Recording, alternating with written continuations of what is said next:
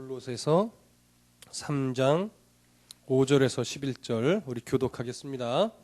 그러므로 땅에 있는 지체를 죽이라.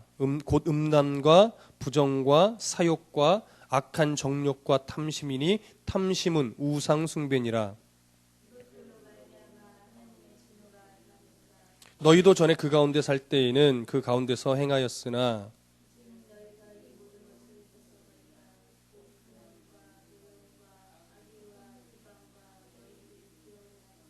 너희가 서로 거짓말을 하지 말라. 옛사람과 그 행위를 벗어버리고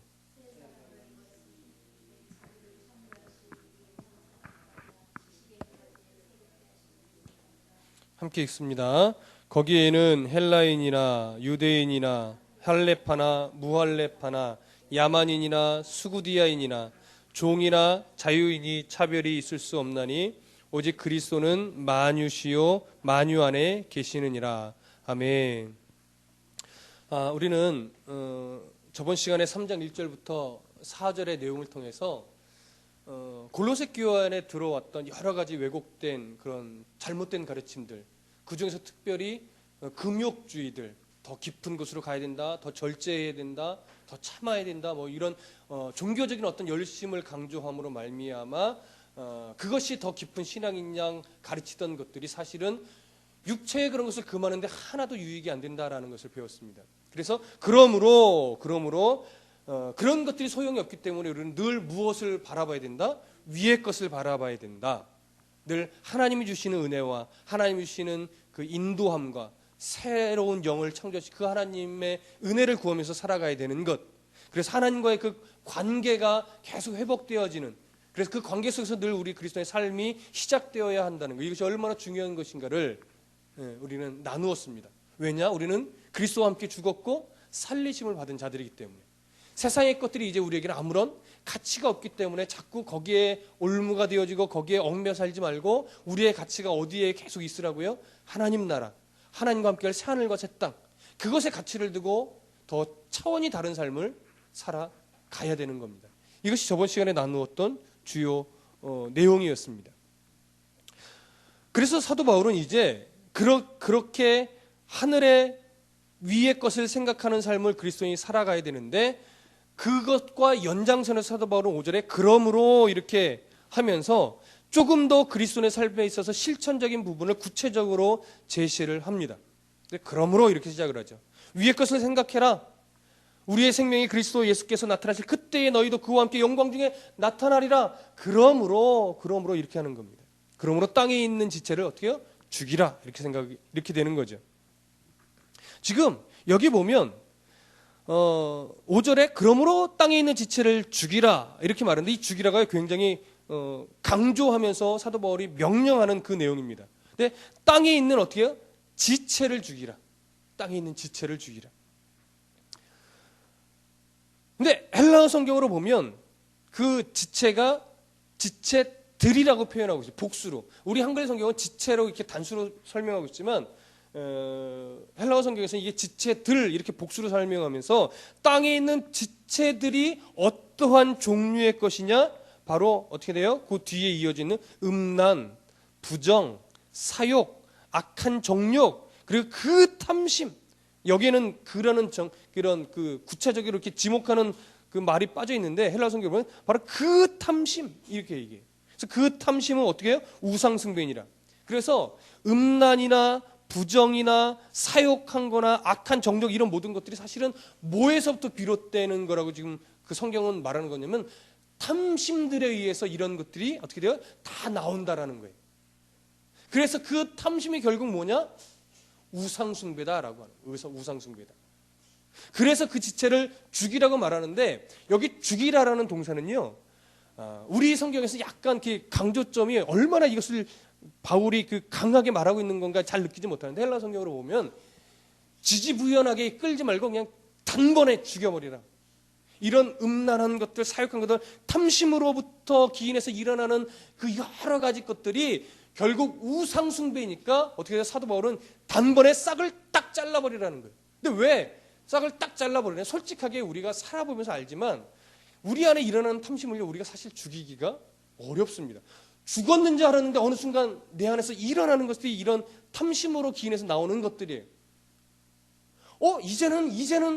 이제는 좀 다 죽었구나. 이제는 내가 연단받고 고난받아서 이제는 좀 이런 탐심들이 내 안에서 좀 사라졌나 싶더니 어느 순간 보면 또 내 속에 한 자리에 자리 잡고 있는 것들이 바로 이런 탐심들이란 말이죠.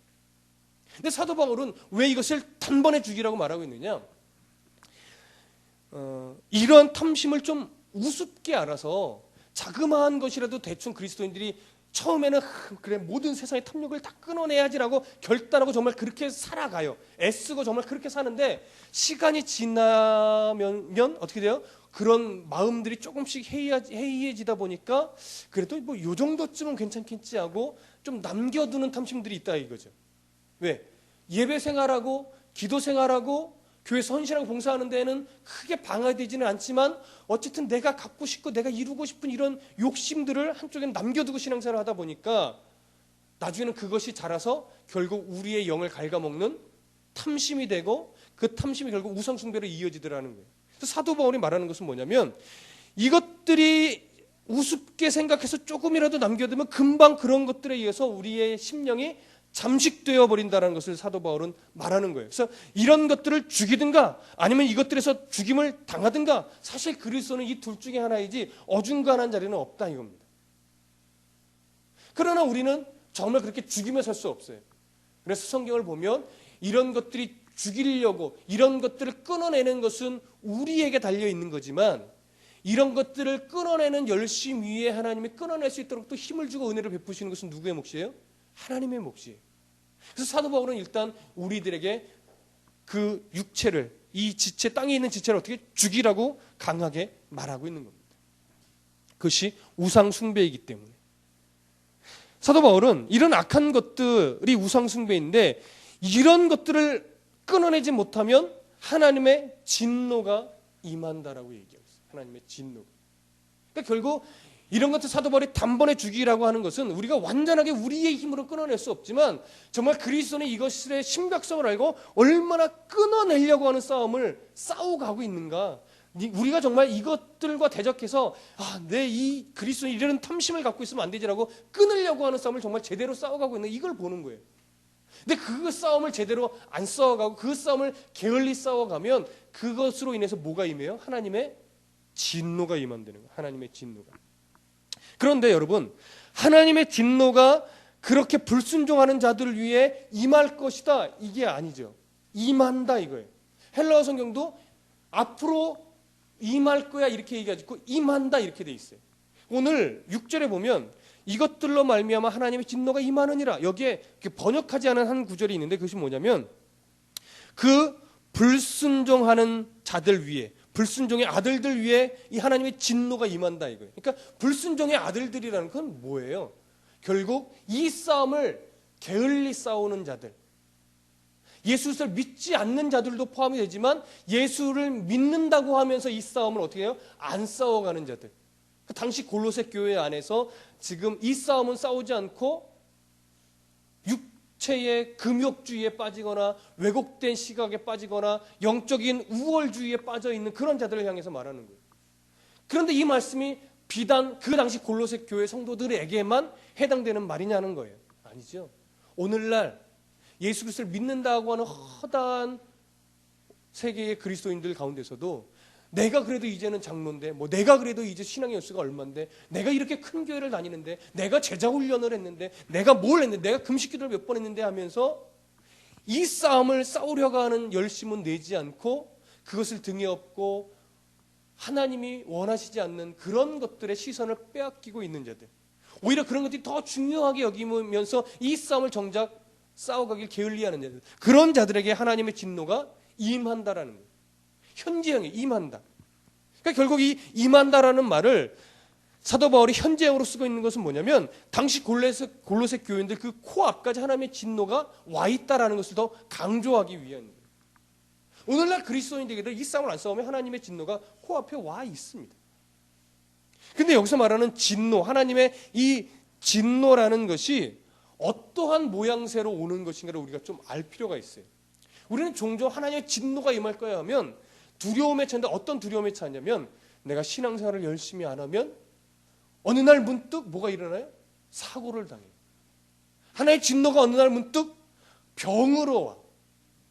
하나님의 진노가 어느 날 문득 집안에 안 좋은 일로, 사업이 망하는 것으로, 재산이 날아가고 건강을 잃고 자녀가 잘못된 길로 빠지고 뭐 이런 것들로 하나님의 진노가 임한다라고 생각해요.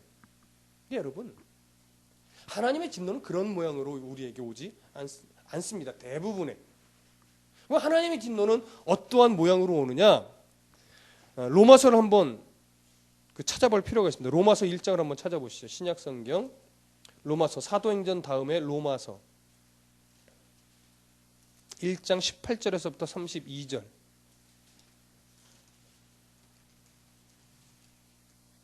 로마서 1장 좀 길지만 교독하겠습니다. 18절부터 로마서 1장 18절부터 32절까지. 로마서 1장 18절에서부터 32절까지 교독하겠습니다. 제가 18절을 읽겠습니다. 하나님의 진노가 불의로 진리를 막는 사람들의 모든 경건하지 않음과 불의에 대하여 하늘로부터 나타나나니,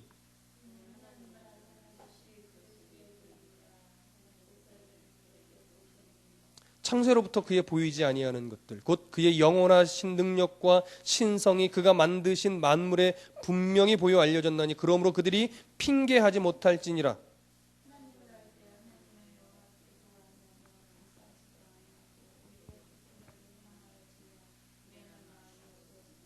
스스로 지혜 있다 하나 어리석게 되어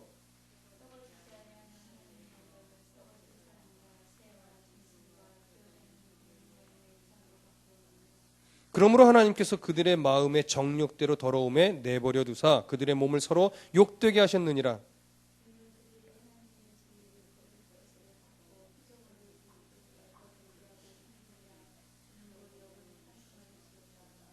이 때문에 하나님께서 그들을 부끄러운 욕심에 내버려 두셨으니 곧 그들의 여자도 순리대로 쓸 것을 바꾸어 영리로 쓰며,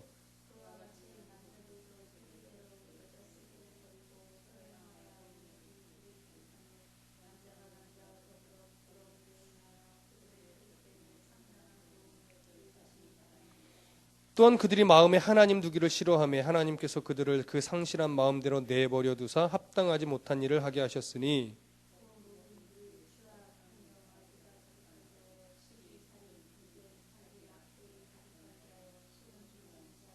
비방하는 자요 하나님께서 미워하시는 자요 능욕하는 자요 교만한 자요 자랑하는 자요 악을 도모하는 자요 부모를 거역하는 자요. 함께 읽습니다. 그들이 이 같은 일을 행하는 자는 사형에 해당한다고 하나님께서 정하심을 알고도 자기들만 행할 뿐 아니라 또한 그런 일을 행하는 자들을 옳다 하느니라. 18절에서 뭐래요? 하나님의 진노가 하늘로부터 나타난다고 말합니다. 근데 그 하나님의 진노가 어떠한 모양새로 나타나느냐? 24절에 보니까 그러므로 하나님께서 그들을 마음의 정욕대로 더러움에 내버려 두사. 26절 이 때문에 하나님께서 그들을 부끄러운 욕심에 내버려 두셨으니. 28절 또한 그들이 마음에 하나님 두기를 싫어하며 하나님께서 그들을 그 상실한 마음대로 내버려 두사. 하나님의 진노는 이런 모양새로 거의 나타납니다. 어떻게 해요? 내버려 두시는 거예요. 무관심하는 거예요. 간섭하지 않는 거예요. 그의 삶에. 이것이 하나님의 진노의 모습입니다. 그러면 여러분, 왜 이것이 하나님의 진노이냐? 하나님은 우리가 다윗 때도 그 얘기를 했죠. 사랑하는 다윗을 하나님 만져가시는 중에 그의 범죄로 말미암아 하나님이 징계하시는데, 그 징계의 내용이 뭐예요? 사람의 매와 인생의 채찍을 대는 거였어요. 그러나 사람의 매와 인생의 채찍을 대서 그 죄의 대가는 치르게 하시지만, 사울에게서는 은총이 떠나게 했지만 다윗에게서는 은총을 떠난다 안 떠난다요? 안 떠나게 한다. 그가 범죄할지라도 그 약속의 주체가 하나님이시기에 사랑하는 백성을 만지시고 다듬기 위해 인생의 채찍, 사람의 매는 되시지만 은총은 거두어 가시지 않는 게 하나님의 약속이란 말이에요. 그러니까 다윗에게 있어서 하나님께서 사람의 매와 인생의 채찍을 대어주시는 것은 은혜입니까? 진노입니까? 은혜예요. 이거는 하나님께 한 대 딱 맞는 게 낫지, 하나님이 그래 이제는 됐다, 내가 너에게 손을 뗀다, 네 마음대로 해봐라 라고 손을 떼는 것은 그 사람이 계속 돈은 많이 벌 거예요. 그 사람은 계속 명예는 높아질 거예요. 그 사람의 인기는 계속 많아질 거예요. 근데 하나님의 진노는 내버려 두심으로 그에게 그 스스로 대가를 치르게 합니다. 그러나 이 내버려 두시는 하나님의 진노의 모습은요, 심판을 안 하시는 것이 아니라 심판의 날을 위해 진노를 어떻게 해요? 쌓고 있는 거예요. 그래서 가나안 땅에 들어갈 때에 하나님이 아직 들여보내시지 않으면서 뭐라고 말하냐면, 아직 아브라함에게 그러죠. 아직 가나안 땅에 그 악함이 충만하지 않았다. 악함이 극에 달하지 않았다. 왜? 그들은 이미 죄악이 너무 심해서 하나님을 거역하고 죄로 물들고 우상숭배로 가득했던 자들이에요.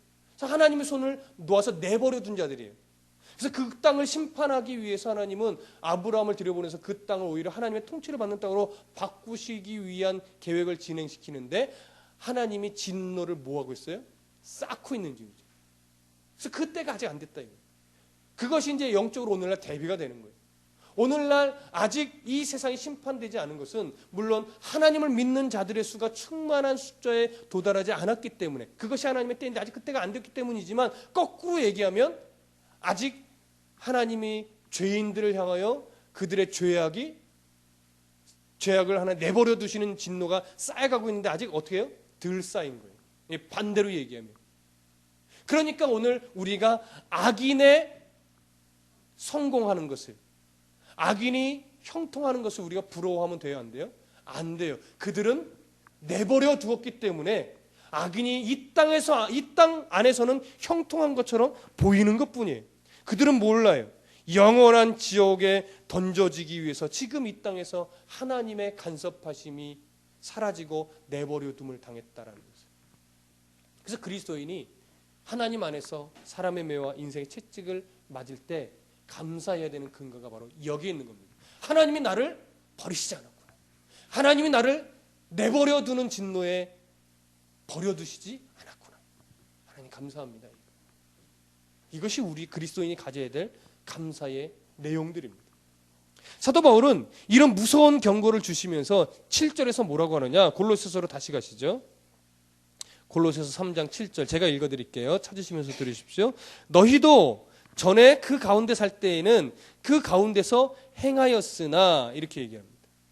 즉 골로새 교인들에게 무엇을 상기시키냐면, 너희들이 복음이 골로새 교회에 전해져서 예수를 영접하고 예수를 믿기 그 전에는 지금 말했던 이런 탐욕의 길, 음란과 부정과 사욕과 악한 정욕들을 위해 그것을 목적으로 살아가며 탐심으로 모든 것을 목적 삼고 살아갔던 지금의 다른 사람들처럼 너희도 똑같이 그렇게 살았었다 이거예요.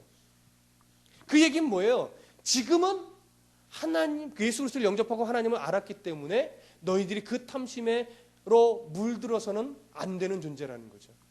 하나님의 구원의 은혜를 너희들이 지금 좀 잊고 그것을 잠시 변질되게 잘못 생각했는데 다시 생각하라 이거예요.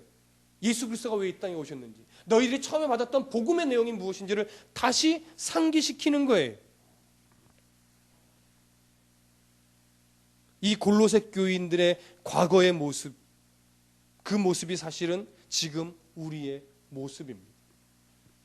이것을 예수 믿음으로 어떻게 돼요? 단번에 벗어버렸는데, 골로새 교인들이 자꾸 다시 왜곡된 복음을 들으니까 마치 그들이 아닌 더 거룩하고 더 영적인 것으로 가는 거라고 말은 하지만 실제로는 다시 옛날의 그 모습으로 돌아가려고 이렇게 움찔움찔 되고 있다라는 거예요. 그러니까 빨리 다시 어떻게 해요? 돌아서라는 거죠. 오늘 많은 그리스도인들 보세요. 교회가 부흥하고 많은 성경 공부들이 있고 제자 훈련이 있고 뭐 집회도 많고, 그리고 교회는 뭐 세미나가 무지하게 많아요. 무슨 뭐 새신자를 위한 세미나, 부부들을 위한 세미나, 출산을 얼마 앞둔 그 뭐 부모 세미나부터 해가지고 뭐 아빠 세미나, 뭐 엄마 세미나, 뭐 이렇게 아버지 학교 뭐 이런 것들 많잖아요. 근데 그런 세미나가 많고 막 각기 계층마다 나누어지는 또 실업인들을 위한 뭐 정치인들 이런 게 많지만, 많음에도 불구하고 오히려 그들 안에 변화된 삶의 모습은 사실 찾아보기가 힘들더라는 거예요. 왜? 그런 것이 우리의 거룩을 이루는 어떠한 주체인 양 생각하지만 실제 그것을 통해서 깨달아서 자기가 더 하나님 앞에 엎드려야 되는데 그것을 패스하는 것이 더 유익한 것으로만 생각하는 거예요. 아니, 패스가 중요한 것이 아니라 거기서 하나님이 주신 은혜를 갖고 뭐예요? 변화된 삶으로 들어가야 되는 거예요. 네가 그 교육을 받았느냐? 그러면 삶에 뭐가 바뀌었느냐라는 거죠. 너희가 40일 금식을 했느냐? 그러면 삶 속에서 어떻게 바뀌었느냐 이거예요. 너희가 제자 훈련을 했느냐? 그럼 삶 속에서 뭐가 바뀌었냐는 거예요. 근데 지금 골로새 교회 성도들은 그렇게 나름대로 왜곡되고 변질돼서 뭐 이렇게 하는 것이 더 거룩한 것이다, 이렇게 하는 것이 더 구원을 이룬 것이다라고 얘기를 듣고 그것을 행하는 사람도 있고 행하려고 하는 사람도 있지만 그렇게 해서 뭐가 바뀌었느냐 사도 바울이 얘기하는 거예요. 그렇게 해서 너희들이 하나님의 나라와 의를 위해서 바뀐 게 뭐가 있냐 이거예요. 없다 이거죠. 하나님의 나라와 의를 위해서 바뀌어진 성품의 모습은 하나 없고 오히려 그것을 정죄하는 것으로, 나는 이렇게 하는데 너는 왜 그렇게 안 하느냐는 정죄로만 갔지, 정말 하나님이 원하시는 겸손과 하나님의 나라를 위하고 교회 공동체를 유익하게 만드는 뭐예요? 아름다운 온유의 성품으로는 바뀌지 않더라는 거예요. 그러니 그런 모습이 이미 그것은 탐심에 의한 것이다 라는 결론으로 사도 바울은 이끌어 가는 겁니다. 자, 8절을 보시겠습니다. 8절 다 같이 읽겠습니다. 시작. 이제는 너희가 이 모든 것을 벗어버리라. 곧 분함과 노여움과 악의와 비방과 너희 입에 부끄러운 말이라. 이게 바로 5절과 연결되는 거죠. 5절이 어떤 성향들이라면 음란, 더러움, 욕정, 악한 탐심 이런 것들이 악한 것에 대한 탐심이라면 이런 성향들이라면 이런 성향들로부터 오는 구체적인 당시의 행위가 뭐예요? 격분하는 거예요. 분노하는 거예요. 악의하고 비방하고 부끄러운 말들을 입에서 내어버리는 거예요. 오늘날은 또 다른 형태의 모습으로 더 많이 또 드러나겠죠. 오늘날은. 어쨌든 당시에는 이러한 그런 모습들로 악함이 드러났습니다. 그래서 사도 바울은 이런 것들을 뭐라고 말하냐면 벗어버리라고 말합니다. 이 모든 것들을 벗어버리라. 명령합니다. 변화된 성품이 바르게 변화해야 되는데 더 악하게 바뀌고 있다. 이게 더 악하게. 자, 9절 보시죠. 9절 다 같이 읽어보겠습니다. 시작. 너희가 서로 거짓말을 하지 말라. 옛사람과 그 행위를 벗어버리고. 여기 말하면 여기 보면 사도 바울이 그렇게 변화된 그런 그 잘못된 악한 성향들에게서 나오는 그러한 그 구체적인 모습들을 8절에서 벗어버리라 이렇게 말했는데, 그러면서 그 벗어버려야 될 것들의 구체적인 내용들이 분함, 노여움, 악의 비방, 입에 부끄러운 말 이런 것들을 벗어버려야 된다고 말하면서 9절에서 너희가 서로 거짓말을 하지 말라 이렇게 말해요. 그럼 여기서 말하는 거짓말이라는 게 교회 안에 성도들이 막 진짜 거짓말하고 사기치고 이런 것을 말하는 것이 아니고 예수 그리스도를 믿는다 하면서 바른 성품으로 하나님 원하는 성품으로 바뀌어져야 되는데 바뀌어지지 않는 삶의 모습들을 여전히 갖고 있으면 그것은 거짓말하는 것과 똑같다라는 거예요. 하나님은 예를 들어서 온유함을 이야기하고 있는데 겸손함을 이야기하고 있는데 그런 설교를 듣고 아멘 했단 말이에요. 그래서 그것을 위해서 이 당시에 골로새 교회 왜곡된 신앙의 모습을 갖고서 어떤 금욕주의나 이런 것들을 그것을 이루려고 막 열심히 했어요. 그러다 보니까 자기는 좀 온유해지고 겸손해진 것 같아. 그런데 내가 우리 교회에 어떤 사람을 보니까 그 사람은 기도를 안 하는 거야. 나처럼 금욕하고 이 온유하고 겸손하기 위해서 막 금식도 하고 해야 되는데 이 사람은 안 하는 거예요. 그러니까 그 사람이 가서 이렇게 말하는 거예요. 어제 말이야, 목사님 설교를 통해서 온유하고 겸손해야 된다고 말했는데 그럼 그것을 이루기 위해서 나처럼 기도하고 금식도 하고 하지 왜 그것을 안 하냐고. 도대체 그따위로 신앙생활을 할 거예요. 막 손가락질하는 거죠. 그럼 이 사람은 실족해서 또 교회를 떠나게 되는 거예요. 그럼 과연 그것이 하나님의 원하시는 그 모습이 겸손이냐, 하나님이 원하시는 온유냐라는 거예요. 아니죠.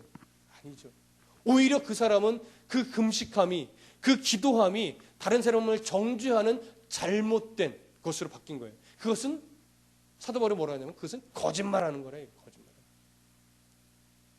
온유라는 은혜를 받고 온유를 이루기 위해서 하나님 앞에 겸손히 기도했다고 하면 나보다 연약한 자들을 위해서 내가 더 겸손히 그들을 섬기고 오히려 기도해주고 안타까워하고 애통해하는 마음을 가져야 되는데 그것을 못 갖는다는 거죠. 그래서 여러분 우리가 마태복음 강해하면서 8복에서 애통해함의 내용 중에 뭐가 있었습니까? 너무나 큰 죄악 덩어리인 나를 보면서 내가 그것을 이길 힘이 없어서 하나님 내가 이런 죄인이었군요. 내가 이 죄를 이길 힘이 없습니다. 도와주세요 하면서 나 자신을 보고 애통해야 하는 거죠. 그와 반면 그것과 함께 또 뭐예요? 아직도 악한 죄인의 모습으로 살아가고 있는 이웃을 바라보면서 지체를 바라보면서 나라를 바라보고 교회를 바라보면서 내 자신을 보고 애통하는 마음과 동일하게 지체를 보고 애통해야 하는 거예요.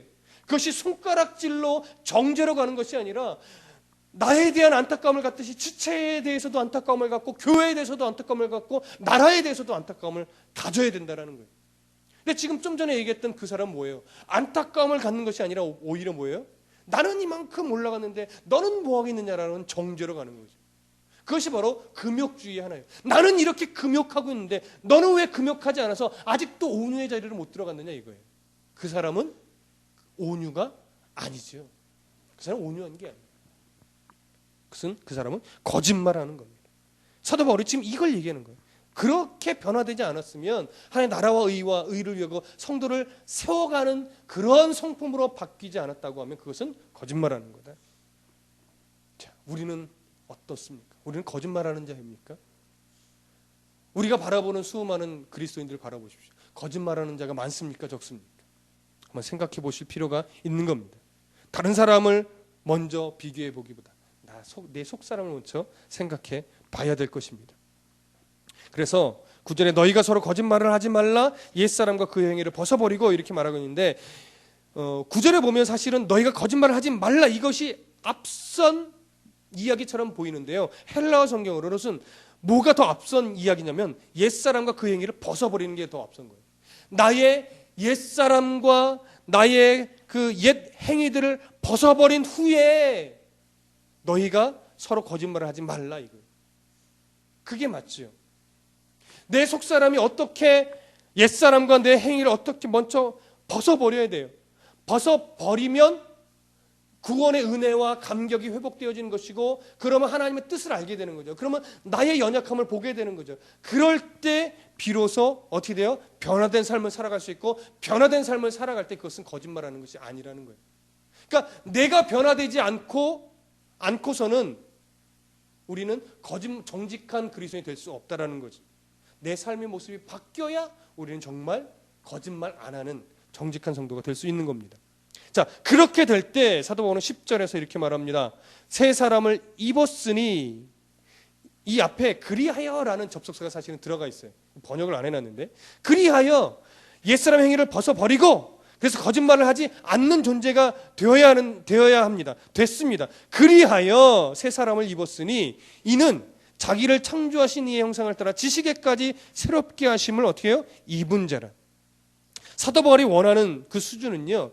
그렇게 되는 것뿐만이 아니라 그렇게 되어서 우리를 창조하신 하나님의 형상을 따라서 지식에까지 새롭게 되어지는 그 수준까지 올라가야 된다는 것을 사도 바울은 말하는 거예요. 그 일들을 이루기 위해서 우리도 정말 능동적으로 이 싸움을 잘 싸워야 된다는 거예요.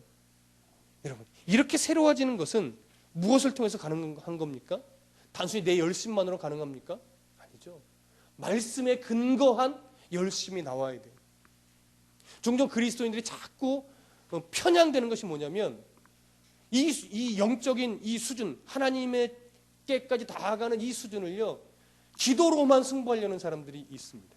물론 옛날에는 우리의 그 할머니 세대들, 물론 저희 부모님 세대도 어느 정도는 그런데 지식이 짧고 문맹이 많으니까 성경을 읽을래야 읽을 수가 없는데 그가 듣고 하나님 깨닫게 해주신 복음에 의해서는 기도하며 하나님께 나아가는 거였어요. 그래서 마치 그때는 정한 수 떠놓고 비는 예전의 그런 종교적인 그 성향들, 인간의 종교성들이 마치 정한 수 떠놓고 알지도 모르는 신에게 비나이다 하던 종교적인 습관이 교회 안으로 들어와서 옛날 어른들은 그런 모양새로 하나님께 기도하기는 했어요.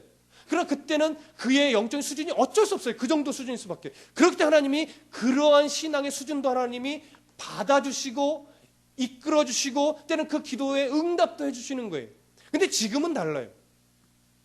지금 만약에 제가 정한수 떠놓는 그러한 모양새를 가지고 하나님께 기도했다가는 어쩌면 바로 사람의 매와 인생의 채찍을 하나님이 되실지 몰라요. 왜? 지금 저의 수준, 우리들의 수준은 그런 수준이 아니란 말이에요. 그래서 언제나 우리들의 신앙이 성숙해지고 하나님께로 자라가는 것은 균형감이 있어야 되는데 그 균형은 뭐냐? 늘 말씀과 기도예요. 물론 다른 게 더 들어갈 수 있죠. 그러나 보편적으로 하나님은 말씀과 기도의 균형감을 가지고 자라가는 거예요. 말씀만 가지고서는 사람이 냉해집니다. 성도가. 근데 기도만 갖고 하면 사람은 자꾸 신비주의로 흘러가는 거예요. 그러나 말씀과 기도가 균형감을 이루면 하나님 원하시는 온유한 자, 겸손한 자, 화평을 이루는 자, 양선이 있는 자, 이런 자로 어떻게 돼요? 바뀌어가는 거예요. 성품. 이것이 하나님이 원하시는 겁니다.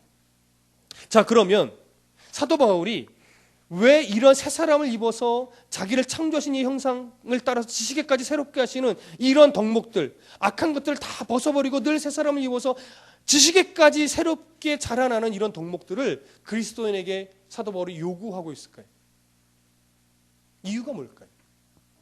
그리스도인의 최종적인 그 목표치가 도덕적으로 그리고 윤리적으로 바른 사람을 만드는 것이기 때문에 그럴까요? 그것이 사실은 많은 그리스도인들이 갖고 있는, 알게 모르게 갖고 있는 오해예요.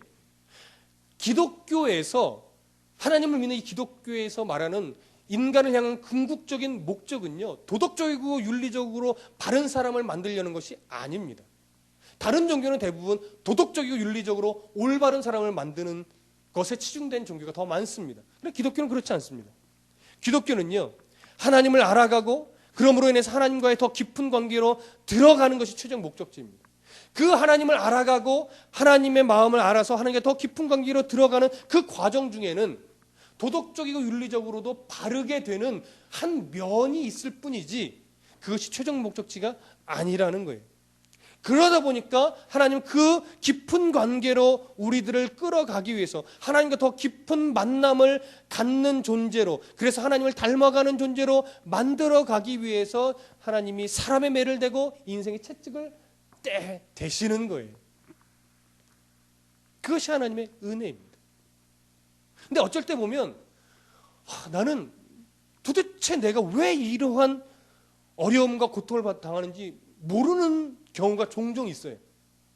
근데 왜 하나님은 저런 사람을, 저런 성도를 왜 저런 환난을 줄까? 저렇게 모범적이고 저렇게 기도 열심히 하고 저렇게 겸손한 사람을, 저렇게 영적으로 성실한 사람을, 아무리 봐도 교만한 구석이 없는데 누가 보다도 열심을 다해서 하나님을 섬기는 자인데 왜 저런 사람에게 저런 시련을 주실까라고 의문시 될 때가 있어요. 근데 여러분 보십시오. 우리가 잘 알고 있는 욥이 있습니다. 욥은 사실요, 죄가 있었습니까? 없었습니까? 사실 없었어요. 그 욥은요, 자녀들이 하나님 아버지 앞에 범죄할까봐 늘 제사를 드려주었고, 자기도 하나님 앞에 범죄할까봐 제사를 드렸고, 또 하나님 원하시는 구제를 위해서 또 구제 사역도 열심히 했고, 그래서 늘 하나님의 복을 받아서 자손도 많고 재산도 많았던 인물이에요. 그래서 하나님을 섬기는 모습들이 어디 하나 빠지는 것이 없었던 사람이었습니다. 근데 어느 날 사단이 하나님의 허락을 받고 목숨만은 손을 대지 못하고 모든 것을 다 치웠죠. 그랬더니 친구들이 찾아와서 이 욥에게 말하는 것이 뭡니까? 네가 빨리 회개하라. 뭔가 잘못한 게 있으니까, 하나님 앞에 죄진 게 있으니까 뭐예요? 하나님이 이렇게 손을 대는 거 아니냐, 이렇게 얘기를 하는 거예요. 근데 이 욥은 번번이 그때마다 얘기하는 게 뭐냐면, 내가 뭔 죄를 졌냐, 내가 하나님 앞에 뭘 잘못했냐, 나는 알 수 없다. 나도 하나님 왜 내게 이런 시련을 주신 나도 알고 싶다. 내 죄가 난 뭔지 모르겠다. 니들이 왜 자꾸 날 정죄하느냐, 니들이 날 봐서 알지 않느냐, 나는 하나님의 심판 때만 섰을 때, 이렇게 얘기를 한단 말이에요. 그랬더니 아무리 이해하기도 소용이 없으니까 친구들이 결국 하는 얘기가 뭐냐면, 네가 그렇게 말하는 것을 보니까 그것도 죄다, 이렇게 얘기를 하는 것이 친구들의 모습이에요. 이 욥도 답답하지. 그러니까 중간중간 막 자신도 원망하고 내가 왜 태어났는지 모르겠습니다라고 원망할 정도로 사도하고로 막 답답하고 속이 상했단 말이에요. 근데 욥기 후반부에 하나님이 딱 나타나셔서 친구들과 욥을 놓고서 누구를 정죄합니까? 누가 잘못됐다고 말합니까? 친구들이 잘못됐다고 말합니다. 친구들. 욥은 실제로 잘못한 건 없다 이거예요. 그래서 욥을 하나님이 정죄하지 않습니다. 성경 잘 보세요. 하나님이 욥을 정죄하지 않아요. 다만 욥에게 나타나서 뭐라고 하냐면 나는 전능한 하나님이다. 그래서 욥기의 마지막에 욥에게 주는 하나님의 말씀이 뭐냐면 욥이 고백하죠. 나를 단련하신 후에 내가 뭐처럼 나아오리라? 정금처럼 나아오리라. 하나님이 욥에게 시험과 환난을 허락하신 이유는 욥이 죄가 있어서가 아니라 욥을 더 정금으로 세워가기 위해서, 당시에 어쨌든 죄가 없었음에도 불구하고 정말 하나님을 잘 섬겼음에도 불구하고 하나님이 사단에게 그것을 허락하신 이유는 욥을 더 단련하여 정금처럼 쓰기 위해서라는 거예요.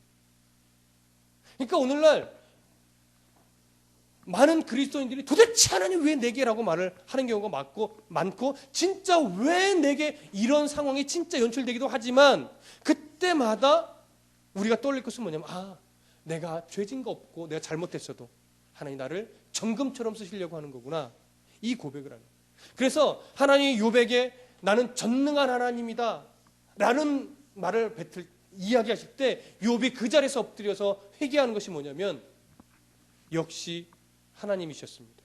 하나님은 틀린 적이 없습니다. 하나님이 하시는 건 뭐든지 옳습니다. 이 고백을 하는 거예요. 이 전까지의 욥의 신앙은요, 그것까지는 인정을 못하는 신앙이었어요. 왜? 하나님의 복이 뭘로 나타나느냐? 물질로, 자녀의 다복으로 하나님의 복을 받았다라는 증거를 삼는 시대였기 때문에 그래요. 근데 욥이 그 모든 것이 날아갔으니까 내가 저주받았다라고 여겨지는 거예요, 욥은. 그래서 욥이 하나님 앞에 신음하고 간청하고 엎드려 때는 원망까지 했던 거예요. 왜? 복받은 증거가 다 사라졌거든요. 근데 마지막에 전능한 하나님이라고 하는 하나님의 음성에 욥이 마지막으로 성숙한 고백을 하는 것이 하나님이 옳습니다. 나는 왜 이러는지 몰랐는데 하나님이 옳습니다. 나를 단련하신 후에 내가 더 정금처럼 하나님께 세워질 줄로 믿습니다. 이것이 욥의 궁극적인 내용이요, 욥이 했던 진실한 연단되어진 모습이요, 우리에게도 불어 가시는, 우리를 정금으로 만들어 가신 하나님의 방법인 거예요. 왜 그래야만 합니까? 이 답은 없어요. 하나님이 원하시는 거예요. 그런데 성경을 통해서 찾을 수 있는 답은 인간은 그렇게 해야만 단련되어지더라는 거예요. 인간의 성향. 그렇게 정금으로 하나님 쓰시기 위해서 우리를 날마다 새롭게 되어져 가기를 원하는데 그 마음이 10절에 담겨 있는 겁니다. 새 사람을 입었으니 이는 자기를 창조하신 이의 형상을 따라 지식에까지 새롭게 하심을 입은 자니라. 우리는 새롭게 하심을 계속 입어야 돼요. 왜요? 세상의 것들을 다 벗어버린 후에.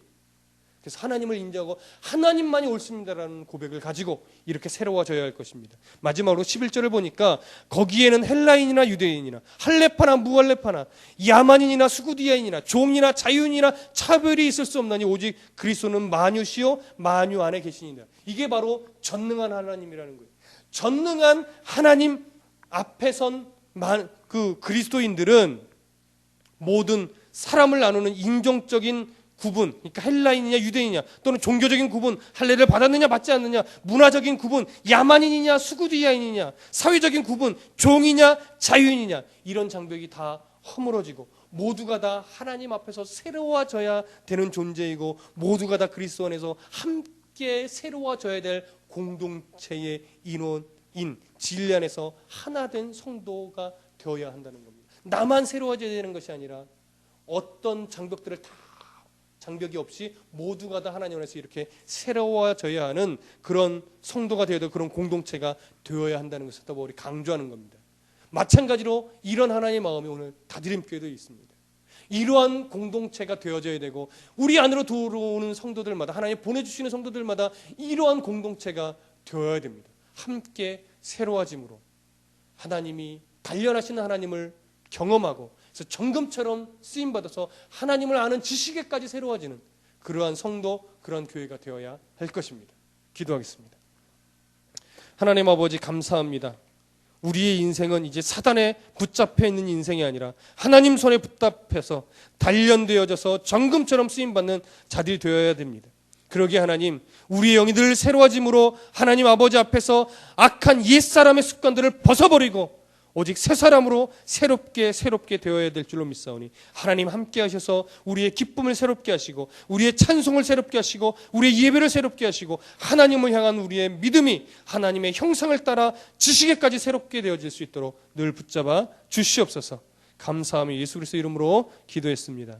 아멘. 축도하겠습니다.